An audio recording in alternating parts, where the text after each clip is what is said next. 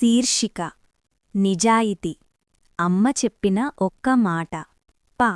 అది ఒక చిన్న ఊరు. పొద్దునే కోడి కూకలతో లేచే ఊరు. పల్లెలో మట్టి వాసన, మనుషుల్లో మాట విలువ. ఆ ఊర్లోనే ఉంటాడు రాములు.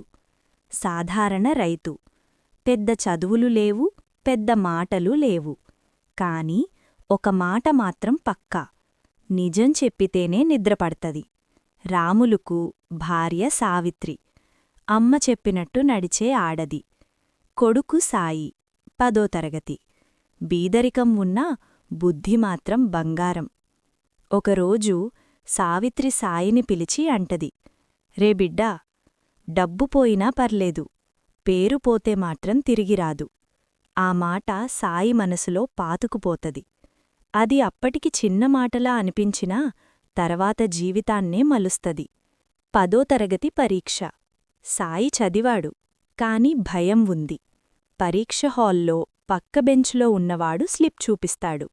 రే సాయి, చూసుకోరా, ఎవ్వడూ చూడతలేదు అంటాడు. సాయి చేతులు వణుకుతాయి.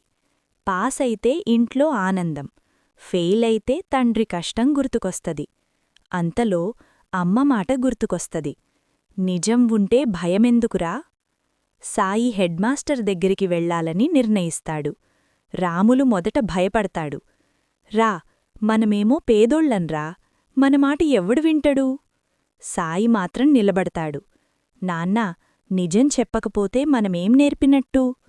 ఆ రోజు తండ్రి కొడుకును మొదటిసారి గట్టిగా చూస్తాడు, గర్వంగా. హెడ్మాస్టర్ విచారణ. ఆ టీచర్ బెదిరింపులు. నీ చదువు పాడైపోతది అని భయపెట్టడం. సాయి ఒక్కటే మాట, నేను చూసిన నిజం చెప్పినాను సార్. కొన్ని రోజులు సాయి స్కూల్లో ఒంటరిగా మారుతాడు. స్నేహితులు దూరం.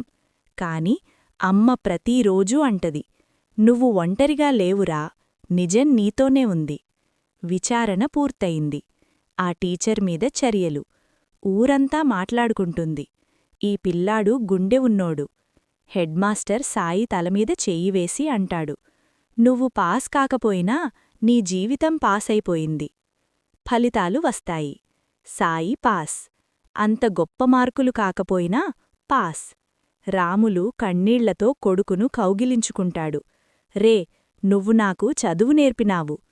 సాయి ఆకాశంవైపు చూస్తూ అంటాడు, అమ్మా, నిజం చెప్పడం కష్టం, కాని అబద్ధంతో బ్రతకడం ఇంకా కష్టం. నిజాయితీ నెమ్మదిగా నడుస్తది, కాని గమ్యం మాత్రం ఎప్పుడూ అదే. నిజాయితీ వెంటనే ఫలితం ఇవ్వకపోవచ్చు, కాని జీవితాంతం నమ్మకాన్ని ఇస్తది.